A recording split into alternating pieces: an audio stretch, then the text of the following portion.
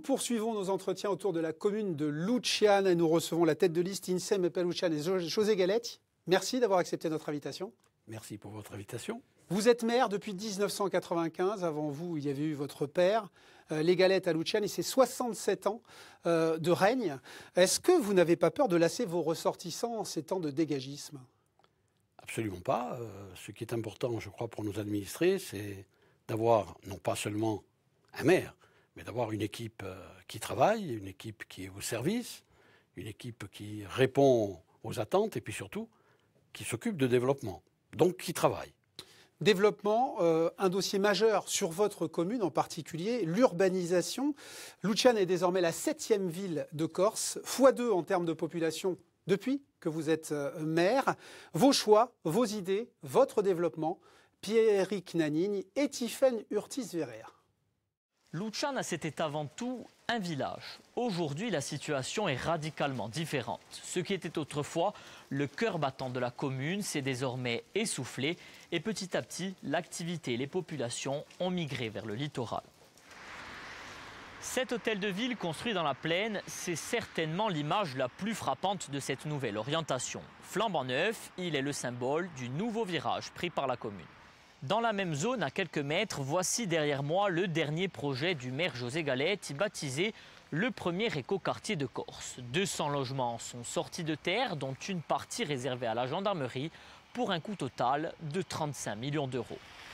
Luciane, c'est vrai, est une commune qui attire, qui a le vent en poupe. Mais à contrario, certaines voix s'élèvent pour dénoncer des constructions anarchiques sans aucune vision globale et mettent en garde pour que cette commune ne devienne pas une cité dortoir. Luciane, c'est également une commune littorale et fluviale. Mais l'urbanisation à proximité de ces zones est souvent sujette à polémique, à l'image de ce quartier de Brancale, inlassablement touché par les crues du Golo. Enfin, la commune possède des atouts et des ressources financières rares au vu de sa petite taille. Une centrale EDF, un dépôt pétrolier et bien évidemment l'aéroport de Bastia-Porretta. De telles ressources qui ouvrent la voie à toutes les ambitions politiques. Pas de cœur de ville. Votre projet Luciane au Centro, l'écoquartier, voudrait remplir ce manque. Il vous faudra encore beaucoup d'investissements. Le retard vis-à-vis de Borg, où par exemple, en l'espèce, s'est creusé. Alors, tout dépend comment on regarde un retard, on appréhende un retard. Nous ne courons pas après les autres communes. Nous essayons de développer la nôtre, avec son entité, à partir de son village patrimonial. C'est comme ça que nous avons pensé à créer au Centro, parce que nous avions besoin d'un centre-ville, comme toutes les communes littorales. Il faut savoir qu'il y avait une ville, Marianne, au 1er siècle, qui avait 20 000 habitants, et qu'on ne pouvait pas reconstituer Marianne au village. Donc il fallait revenir en plaine, et c'est à partir de là que l'on repart à partir d'un barycentre. Et donc les autres quartiers qui se sont créés par la force des choses, Casamozza, plateforme routière et ferroviaire, Crocetta, qui est la route de l'aéroport, et tous les hameaux, bien sûr, autour. Il fallait harmoniser tout ça. José Galetti, vous êtes agriculteur, fils d'agriculteur. On a le sentiment que vous ne choisissez pas entre agricole et urbanisme. C'est un choix, justement, de ne pas faire de choix? Mais tout peut se conjuguer. Nous avons un PLU, nous avions un poste, nous avons aujourd'hui un PLU qui est opérationnel, qui est le seul qui n'a pas été attaqué par les associations. Et à partir de là, donc, notre plaine agricole, on l'a protégée depuis longtemps. On n'a pas attendu les espaces stratégiques agricoles. L'autre grand projet, c'est votre musée. Il verra le jour, en principe, l'été prochain. D'après votre adversaire, Jean-Philippe Antolini, il n'a pas été vraiment pensé, surtout au plan des ressources propres. Qu'est-ce qu'on appelle les ressources propres? Ce qu'il va coûter à la commune. Voilà. D'abord, il a été très très bien financé, à 80%, sans compter les quelques rallonges qu'on a eues au travers du PEI. L'État a pris en compte c'est l'investissement, mais cette dimension. Le fonctionnement. J'y arrive. Au niveau du fonctionnement, il porte un nom prestigieux, qui est Prince Régnier III de Monaco, qui est le résultat de nos liens avec la ville et la principauté de Monaco. Donc vous êtes confiant quant aux ressources propres et à son financement. La commune a les moyens d'assumer une telle dépense. Et puis surtout, il faut savoir que les actions sont financées par la collectivité de Corse et par l'État.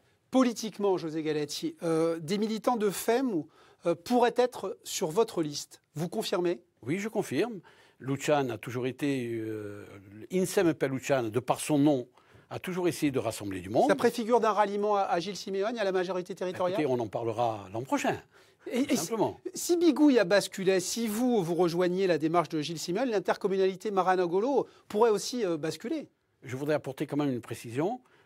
Au niveau de la région, au niveau de la collectivité de Corse, toutes les demandes que nous avons formulées ont toutes été exaucées et donc c'est un très bon partenaire. Voilà, ça je tenais à le dire. Alors par contre, concernant l'intercommunalité, écoutez, pour l'instant, on verra bien.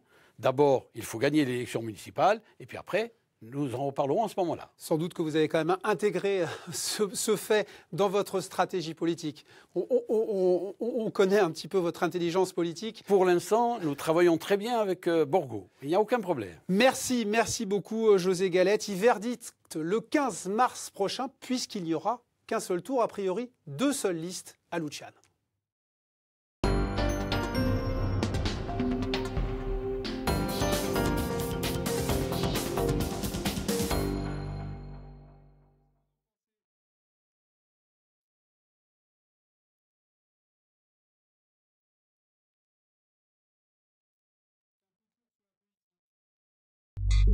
Thank you.